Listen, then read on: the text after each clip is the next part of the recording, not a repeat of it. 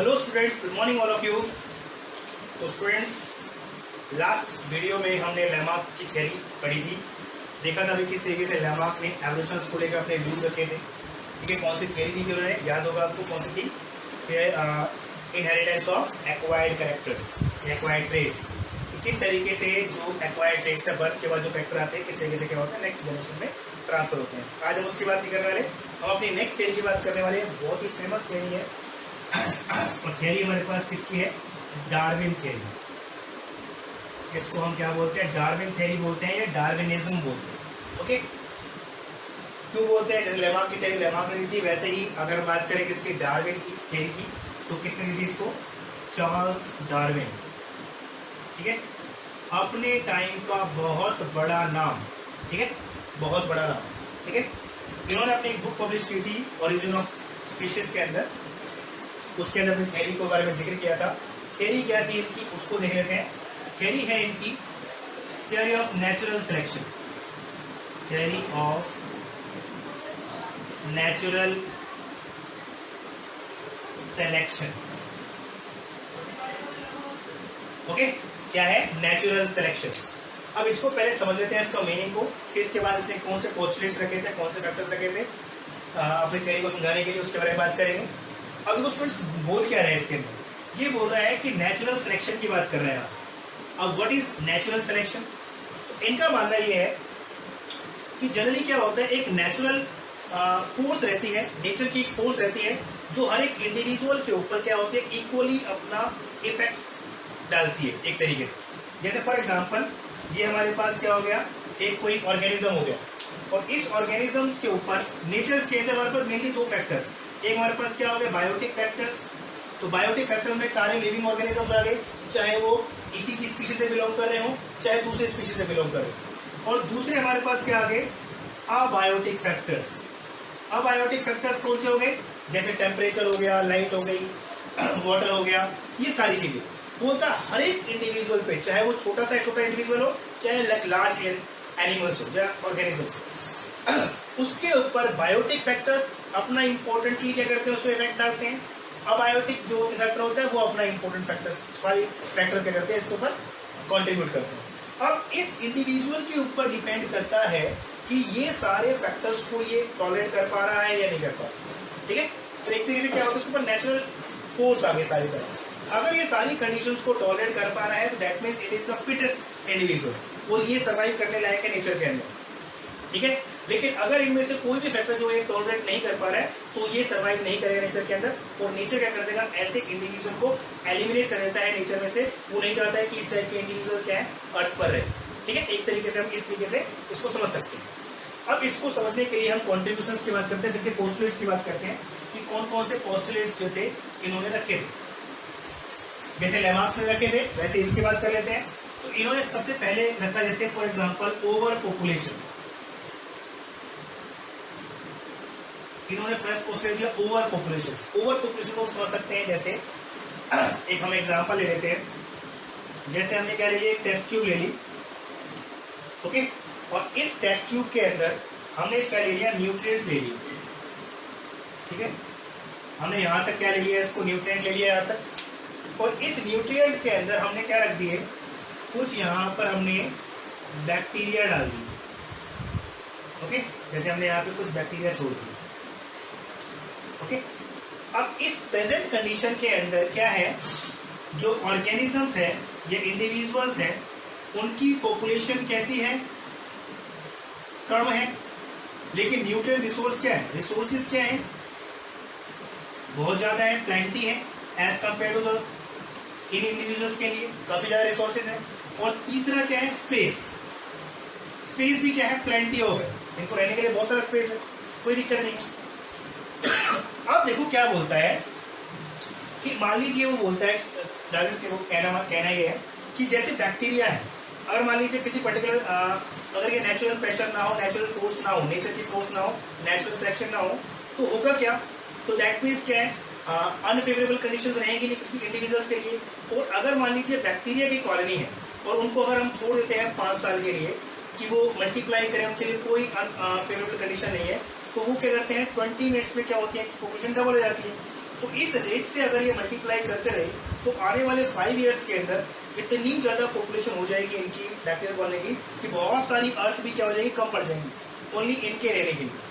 लेकिन हमें पता है कि कभी ऐसा होता है, नहीं होता, क्योंकि ऑलवेज क्या होता है, जो इन्वायरमेंटल रेजिस्टेंस है वो ऑलवेज काम करता है। दैट मीन्स नेचुरल फोर्सेस जो है वो ऑलवेज काम करती है, कभी इसकी पॉपुलेशन को ज्यादा इंक्रीज नहीं होने देती। ठीक है, इसी तरीके से बोलता है बैक्टीरिया को छोड़ो, किसी और एनिमल्स को ले लें, एलिफेंट्स को ले लें, तो एलिफेंट्स की का रिप्रोडक्टिव साइकिल जो है वो काफी बड़ा होता है। तो दैट मीन्स, लेकिन एक एलिफेंट क्या होता है, बहुत सारा फूड जो होता है ईट करता है। तो दैट मीन्स अगर उनकी पॉपुलेशन अगर बढ़ती रही इसी रेट से, दैट मीन्स इतने सारे हो जाएंगे, दैट मीन्स पूरे जो हर्बीवोर्स की पॉपुलेशन उनको क्या होगा, कॉम्पिटिशन राइज हो जाएगा और ये सारे प्लांट्स वेजिटेशन को क्या करके खत्म कर देंगे। लेकिन ऐसा देखने को नहीं मिलता है। तो इट मीन्स बोलता है कि हमेशा जब भी किसी इंडिविजुअल की पॉपुलेशन ओवर पॉपुलेशन में जाती है तो एक नेचुरल प्रेशर काम करता है और उसकी पॉपुलेशन को क्या करता है, मेंटेन कर देता है। ठीक है, जैसे इसके अंदर और देखेंगे अभी, जैसे कि सेकंड फैक्टर क्या बोलते हैं इसके अंदर, लिमिटेड फूड एंड रिसोर्सेज या लिमिटेड फूड एंड स्पेस। बोलता है कि अब देखो नेचर के अंदर क्या है, देखो नेचर के अंदर क्या है, स्पेस क्या है, लिमिटेड है। आप स्पेस को इंक्रीज नहीं कर सकते, स्पेस नहीं बढ़ा सकते। स्पेस क्या है, लिमिटेड है। अर्थ का साइज क्या है, लिमिटेड है। उसके पास क्या है, फूड की पास भी, फूड भी क्या है, जब स्पेस लिमिटेड है फूड भी क्या होगा, लिमिटेड होगा। तो बोलता है कि अगर इनकी अभी तक तो कोई दिक्कत नहीं है, नंबर्स कम है इंडिविजुअल के, रिसोर्सेज काफी ज्यादा है, फूड की अवेलेबिलिटी काफी ज्यादा है, तो स्पेस भी काफी ज्यादा है, कोई दिक्कत नहीं है। तो ये अगर मल्टीप्लाई करते हैं तो उनको कोई दिक्कत नहीं होने वाली। ठीक है, कर रहे हैं, अभी तक उनको कोई प्रॉब्लम नहीं है। लेकिन जैसे जैसे क्या होगा, जैसे जैसे क्या होगा, इनकी पॉपुलेशन बढ़ेगी। क्या बोलता है कि जैसे जैसे क्या होगा, इनके नंबर्स बढ़ने स्टार्ट होंगे। तो अब नंबर दिख रहे हैं आपको, नंबर बढ़ने स्टार्ट हो रहे हैं, और नंबर जब बढ़ने स्टार्ट हो रहे हैं तो अब कंडीशन क्या है, अब कंडीशन इनके पास आ गई, ऑर्गेनिज्म के नंबर क्या हो गए, ज्यादा हो गए, जो पहले कम थे। फूड क्या हो गया, रिसोर्स क्या हो गई, कम होती जा रही है, और स्पेस जो है वो भी क्या होते जा रहा है, कम होते जा रहा है। यस, तो अब क्या हो रहा है, इनके बीच में क्या अराइज होगा, कंपटीशन अराइज होगा। जब स्ट्रगल बढ़ेगा किसको लेकर, एग्जिस्टेंस को लेके, तो इनके बीच में क्या आएगा, कंपटीशन अराइज होगा। और कंपटीशन जो हो सकता है किसको हो सकता है, देखो अभी बात करते हैं बायोटिक और अबायोटिक फैक्टर की, तो सारे फैक्टर्स इनके ऊपर काम कर रहे हैं। तो अगर कंपटीशन की अगर बात करें तो वो हो सकता है इंट्रा स्पेसिफिक हो, मतलब एक ही स्पीशीज के ऑर्गेनिजम्स हो और वो आपस में एक फूड के लिए पर्टिकुलर क्या कर रहे हैं, फाइटिंग कर रहे हैं। दूसरा हो सकता है कि इंटर स्पेसिफिक हो, अलग अलग स्पीशीज हो, वो एक ही फूड्स के लिए क्या कर रहे हैं, कॉम्पिटिशन अराइज कर रहे हैं। अब सिंपल सी बात है, जब इनके बीच में कॉम्पिटिशन अराइज होगा, जैसे मान लीजिए कोई 2 इंडिविजुअल्स हैं और खाना एक के लिए ही अवेलेबल है, तो सिंपल सी बात है उन दोनों के बीच में क्या होगी, फाइटिंग होगी और कॉम्पिटिशन अराइज होगा, और दोनों में से जो भी जीतेगा, जैसे एग्जाम्पल आपको दे दूं, जैसे लायन होता है, लायन की क्या होती है, एक अपनी एक नीस होती है जहां पर वो क्या करता है, रोम करता है, उस पर्टिकुलर एरिया के अंदर वो मार्किंग कर देता है सारों पर, और उसके अंदर जो भी शिकार आता है क्या करता है, उस पर अटैक करके वो खाता है। लेकिन मान लीजिए कोई दूसरा लायन उसकी टेरिटरी में आ जाता है, ठीक है, उसकी नीस में आ जाता है, तो सिंपल सी बात है, अब वो लायन और इस लायन के बीच में, दोनों बीच में क्या होने वाला है, कॉम्पिटिशन होने वाला है। तो कॉम्पिटिशन होगा तो उनके बीच में दोनों में फाइटिंग होगी, और जो सर्वाइव करेगा उन दोनों में से, जो जीतेगा वो उस एरिया पे क्या रहेगा, हक आजमा लेगा अपना, वो अपना कब्जा कर लेगा उसको, और दूसरे वाले को या तो मरना होगा या फिर उस एरिया को छोड़कर क्या होना होगा, जाना होगा।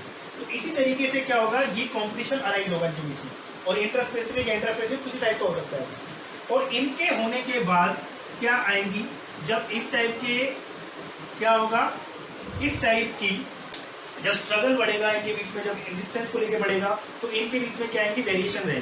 दैट में हर एक इंडिविजुअल चाहेगा कि वो ज्यादा ताकतवर बने ताकि वो दूसरे को दबा सके और एरिया में कब्जा कर सके। कोई कमजोर वालों की कोई जगह नहीं, अगर कोई भी कमजोर इंडिविजुअल रह गया तो वो तो क्या होगा, दूसरे से हार जाएगा, उसको फूड मिलेगा नहीं, वो तो वैसे ही मरने वाला है। तो नेचर चाहता है कि इस सारी जो बायोटिक और अबायोटिक फैक्टर्स की वो बात कर रहे थे कि उनको वो टॉलरेट करे, और यहाँ पे हम बात कर रहे हैं बायोटिक फैक्टर्स की। तो बायोटिक में क्या आ गए, दूसरा लाइन आ गया, दैट मींस जो उसको कंपटीशन शो कर रहा है, हो सकता है वहां पर टाइगर भी आ जाए, हो सकता है वो उसको कंपटीशन शो कर सके, तो हो सकता है कि इंटरस्पेसिफिक हो, इंटरस्पेसिफिक हो। लेकिन मेन इंपॉर्टेंट चीज ये है कि जब ये चीजें अक्सर होंगी, स्टार्टिंग से काफी टाइम तक चलती रहेंगी, तो इनकी वजह से क्या क्रिएट होंगी, वेरिएशन क्रिएट होगी। और ये वेरिएशन जो होंगी इनके अकॉर्डिंग में भी अब देखो यहाँ पर किस टाइप की वेरिएशन को अगर हम यहाँ पे कैटेगराइज करें तो वेरिएशन में भी हो सकती हैं कि वो कैसी हो, बेनिफिशियल हो सकती हैं कैसी हो, वो हार्मफुल टाइप की हो, और हो सकती है उसके अंदर कैसी हो, न्यूट्रल। तो अगर ये वेरिएशन की मैं बात करूं तो मे भी पॉसिबिलिटीज है, ठीक है। अब ये होती क्या है इसके बारे में बात कर लेते हैं। बेनिफिशियल वेरिएशन क्या होती है, वो वेरिएशन जो किसी इंडिविजुअल्स को बेनिफिट्स प्रोवाइड कर रही है। जैसे मान लीजिए रेप्टाइल्स के अंदर विंग्स आ गए, तो विंग्स आने के बाद क्या हो गया, उनको बेनिफिट मिल गया, तो ये वेरिएशन उनकी अच्छी हो गई। क्यों? क्योंकि पहले वाले जो क्रिएचर जाता उसको खाने के लिए कोई आता था तो कमजोर था, मर जाता था, लेकिन अब इस पर विंग्स आ गए तो अब कोई मारने आएगा तो ये उड़ सकता है, फ्लाई कर सकता है, दैट मीन्स क्या हो गया, बच जाएगा भी। तो ये वेरिएशन इसके लिए क्या हो गई, बेनिफिशियल हो गई। दूसरी हो सकती है हार्मफुल। हार्मफुल मतलब कोई ऐसी वेरिएशन आ जाए जिसकी वजह से वो सर्वाइव करना उसका मुश्किल हो जाए। जैसे आपने देखे होंगे आजकल जो न्यूबॉर्न बेबीज होते हैं उनके अंदर कईयों के अंदर क्या होती है, हार्ट में छेद है, किसी को लंग्स में प्रॉब्लम है, किसी किडनी में प्रॉब्लम है, किसी कुछ और प्रॉब्लम है। तो ये सारे क्या है, बोर्न होने से पहले के अंदर डिफेक्ट्स आ चुका था, दैट मीन्स। तो इसके अंदर ये वेरिएशंस क्या है, इनके लिए क्या है, ये हार्मफुल इफेक्ट शो कर रही है, क्योंकि ये नॉर्मल इंडिविजुअल कंपैरिजन में इनका जो सर्वाइवल रेट है वो क्या हो जाएगा, कम हो जाएगा। सिंपल सी बात है, ये ज्यादा सर्वाइव कर नहीं पाएंगे। तो ये दैट मीन्स क्या प्रोवाइड कर रही है, इसको हार्मफुल इम्पैक्ट शो कर रही है। और तीसरी वेरिएशन कौन सी होती है, न्यूट्रल। मतलब वेरिएशन तो आती है लेकिन इन वेरिएशन की वजह से ना इनको कोई क्या मिलता है, बेनिफिट मिलता है, और ना इनको कोई क्या होता है, हार्मफुल इम्पैक्ट मिलता है। तो ये वेरिएशन कैसी कहलाती है, न्यूट्रल वेरिएशन। तो डार्विन का मानना क्या है कि इनमें से जो वेरिएशन कैसी हैं, बेनिफिशियल हैं, वो क्या करती हैं, उनका एक्युमुलेशन होता है किसके अंदर, नेक्स्ट जनरेशन के अंदर। Accumulation of beneficial variation. Darwin बोलता है कि इन वेरिएशन के अंदर जो बेनिफिशियल वेरिएशन है, जो उसको बेनिफिट्स प्रोवाइड करनी है, वो बेनिफिशियल वेरिएशन का क्या होता है, धीरे धीरे एक्युमुलेशन होता जाता है नेक्स्ट जनरेशन के अंदर, और ये धीरे धीरे करती हैं, लीड करती हैं किसको, एक न्यू स्पीशीज को। तो न्यू स्पीशीज जो होती है वो क्या करती है, लीड करती है। तो इससे क्या होता है, वो वेरिएशन एक्युमुलेट होती जाती है, और इससे वो वेरिएशन धीरे धीरे एक्युमुलेट होने के बाद जो प्रीवियस स्पीशीज थी उनसे क्या होती है, अलग हो जाती हैं, और एक नई स्पीशीज की क्या करती है, फॉर्मेशन करती है। और ऐसा होता है नेचर के अंदर, एग्जिस्ट करता है। और फिर ये बोलता है कि सर्वाइवल ऑफ द फिटेस्ट, मतलब फिटेस्ट मतलब उसने कैटेगराइज किया है इसको लेके कि जो भी इनके बेसिस पर जिनके अंदर भी इस टाइप की वेरिएशन अक्कर होंगी, तो वो इंडिविजुअल के पास सारी चीजें हैं, उन सारी इन्वायरमेंटल कंडीशन या उस बायोटिक फैक्टर को टॉलरेट करने की कैपेबिलिटी होती है, पोटेंशियलिटी रहती है उनको टॉलरेट करने की, तो वो इंडिविजुअल क्या करते हैं, सर्वाइव करते हैं। और बाकी जो इन चीजों को सर्वाइव नहीं कर पाएगा, इनको टॉलरेट नहीं कर पाता, तो उनका क्या हो जाता है, एलिमिनेशन हो जाता है। नेचर नहीं चाहता है ऐसे इंडिविजुअल्स की कि वो अर्थ पर सर्वाइव करे, वो अपना कॉन्ट्रीब्यूशन क्या होता है, नहीं दे पाते।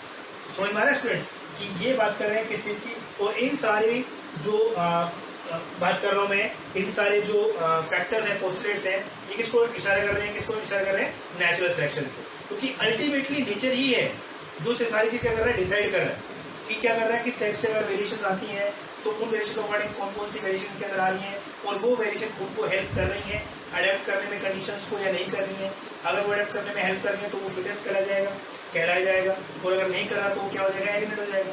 तो इसलिए डार्विन बोलते हैं कि थ्योरी ऑफ नेचुरल सिलेक्शन के अंदर ये बताया गया है कि नेचुरल सिलेक्शन होता है, नेचर के पास क्या होती है, फोर्सेज होती हैं, वो फोर्सेज क्या करती है, हर एक इंडिविजुअल के ऊपर एक्ट करती है और ट्राई करती है कि उनके अंदर किस टाइप की वेरिएशन क्रिएट हो, कि जिस टाइप से क्या है कि उनको हेल्प मिले अडेप्ट करने को। ऐसा कुछ इंडिविजुअल कर पाते हैं ऐसा, तो वही क्या करते हैं, नेचर के अंदर सर्वाइव करते हैं, और बाकी नेचर के क्या होते हैं, वो एलिमिनेट कर दिया।